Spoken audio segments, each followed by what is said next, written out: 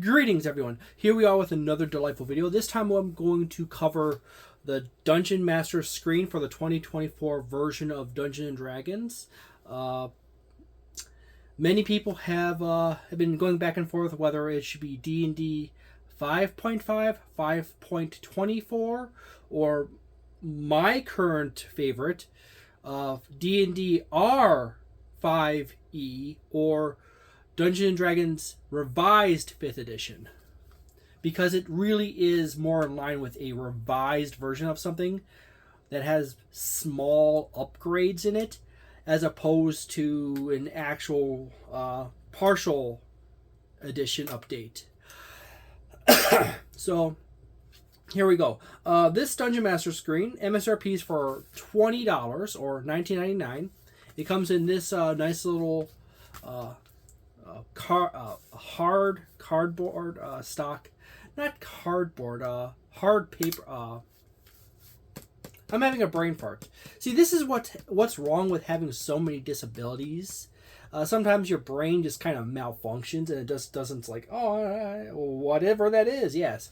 But anyways, it has this pull-down tab, much like some of the recent products and the special editions and this and that and collections and slipcases. So we slide this out. For whatever strange reason, for a company such as Wizards of the Coast and Hasbro, which is very much pro-environment in in their presentation of themselves, they are exceedingly wasteful to a gross degree, and I mean exceedingly wasteful to literally throwing away millions of dollars of magic cards and throwing away tons and tons of plastic toys. So what we have here is this is actually a nice little folder.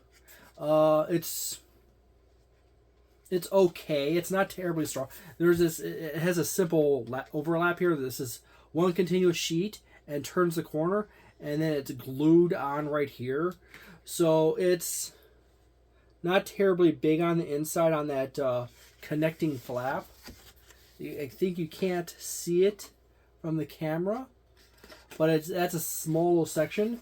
So if you actually do put a bunch of papers in there and it gets a little thick and it gets a little shaken, it's probably going to fall apart. But it is nice to have a little folder that comes with it. I do like the art style on the Dungeon Master screen. It has more of that old fashioned tapestry imagery going on, as opposed to, say, like a battle scene that most Dungeon Master screens have. This is more or less a gathering of individuals for an event, done in a classic Bronze Age silhouette art style. So you see here, give you a good pass over it once more. And then we're going to go to the inside.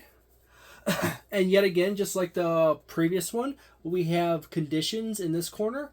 Good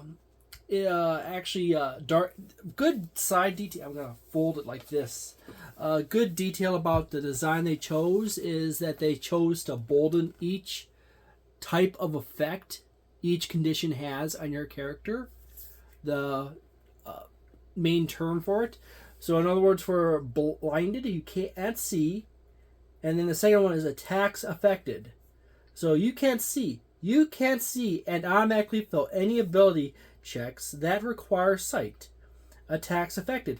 Attack rolls against you have advantage, and your attack rolls have disadvantage. So that is fairly nice. It's not overly dirty. There's not too much artistic details thrown on there. It's a really good basic overall arrangement.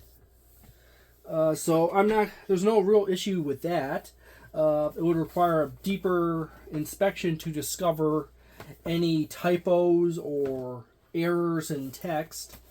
But overall it looks good. And then the second panel has improvising damage, which is very useful, damage severity by level, actions, long jump rules, high jump rules, and concentration rules. Yet again, very minimal artwork. Good boldening on text, black on just off-white background, and alternating color or sections. Fundamentally good design overall. And then on to the third panel, we have skills chart. And it covers the skills and their abilities. Object armor classes. So you got armor classes for cloth, paper, rope, crystal, glass, ice, wood, stone, iron, steel, mithril, and adamantine. Object hit points. So a tiny object has basically, if it was fragile, it would have 2 hit points or a 1d4 if you want to random roll it. Or if it's a resilient tiny object, like a lock, it would have 5 hit points, which would be a 2d4. Small, medium, and large sizes. Basic pricing for basic food items and stays in per night. Death saving throw rules. Basic outline of that. Typical difficulty classes from easy to nearly impossible. Light source rules like candle is 5 feet. Dim 5 more feet, duration 1 hour, lamp, and for example is 15 feet radius, plus 30 feet around that, and it lasts up to 6 hours. You have obscure areas rules, lightly obscured and heavily obscured. You got on the fourth panel travel pace, which is always very useful to have. I really would like more rules explaining travel and terrain and stuff like that. There's travel terrain modifiers. So if you're traveling in the Arctic, maximum pace fast is 66 times 10 feet. Foraging DC, navigation DC, and search DC, which is really nice to have. There on a screen. You got basic cover rules, such as half cover, 3/4 cover, and total cover, and audible distances. So, hey, can I hear something from X distance? Trying to be quiet, 2d6 times 5 feet. Normal noise levels is 2d6 times 10 feet. Very loud is 2d6 times 50 feet. And then you got visibility for outside weather as outside conditions, as well as a random weather table. So you can roll a d20 and have various weather effects, and then also the wind speed. That is the weather effects right down here is a really oversimplified variant of that. However, if you were to do that properly, you would have to actually have a point of reference to where your characters are. Like if they were in a northern forest, what kind of range would that be? And that would literally turn into another 2 panels of information just to simulate that. There's a very important rule in game design that it is important to recognize that fundamentally there is a balance between gamism, realism, and the extension of realism is simulationism. You don't want and narrativism. You want to balance those 3 different things. Dumb people are incapable of processing the capacity to balance those things. So, and it's not surprising that some of those dumb people have degrees. But anyways, to get the maximum effect, you have to find your group's preferred balance in between those things. Simulationism / realism basically means you want the world to operate logically, as accurately as people would naturally want to think it to be. Some people have more hand-wavy tendencies about that. Some people really are stuck in sticklers for having the physics make sense. Narrativism is basically just having the components of the story flow along and twist at key moments. and interesting interactions between different people. So there needs to be multiple layers. Some people can just go with very simple narrative level, like level 0 or 1, where, oh, there's enemies over there. We go bash enemies' heads in. Psh, really simple. Or you can go really complex and have high drama.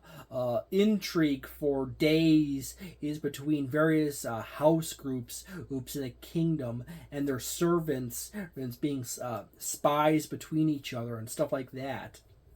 Turn an entire campaign into basically a play between a few noble houses in a city. And gameism is basically this magic special sauce in the center, where it's the mechanical systems being balanced to replicate an effect without being overly cumbersome. So gameism is sort of like the game logic that holds things together. So, but of course, some people might have a deeper understanding of gameism than I would. So that's perfectly fine.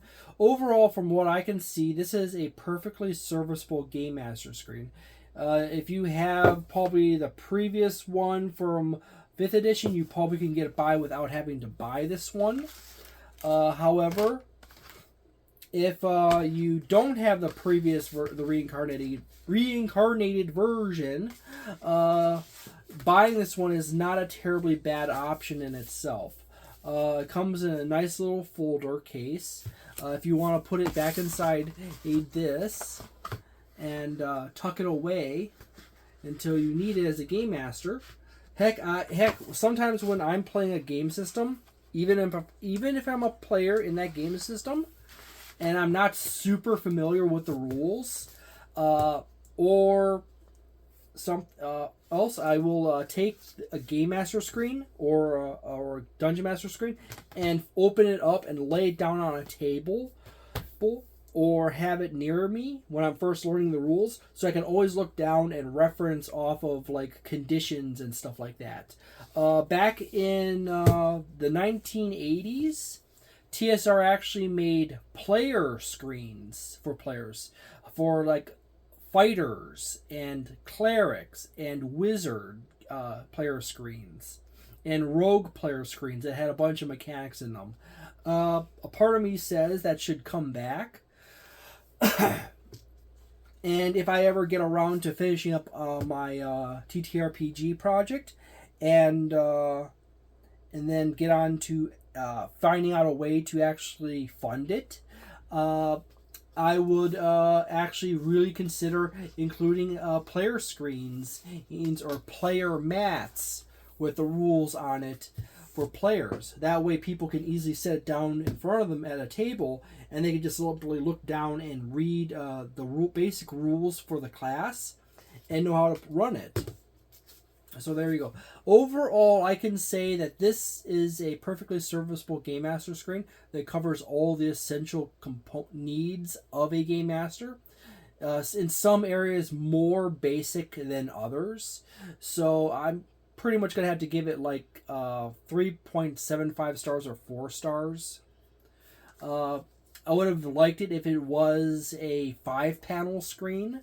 That would have definitely brought it past the 4-star mark into the 4.25, 4.5, depending on what they put on the 5th panel. Or if they included a cheat sheet section that you could actually fold out and put on the table, and then put the Game Master screen in front of yourself. So you have this mat you could put your Game Master screen on top of, and it has more rules or mechanics or Game Master advice for your system. And that's something I would do myself. Make a Game Master screen that is 5-panel, and then have a fold-out cheat sheet section that you can set down that aids the Game Master in how to run the system. Game Masters need as much help as possible. So, there you go. Thank you very much for watching this video. There are multiple polls on my community section. Please go over there and vote on any one of them. I'll be covering all kinds of systems. I will show off various things such as Transformers, the role-playing game, Shadowrun 6th World, Ruins of Symborium. I'm skipping that. Besson. Dozens and dozens and dozens of Dungeons & Dragons 5th edition third-party products. And a whole lot more over the past few months, as well as going into the future many years. So there you go. If you are interested in wanting to get an introduction to many different TTRPG systems, subscribe and hit the bell. So thank you very much for watching. Have a delightful day, a nice night, a wonderful week, and a magnificent month, and see you next time. Ciao.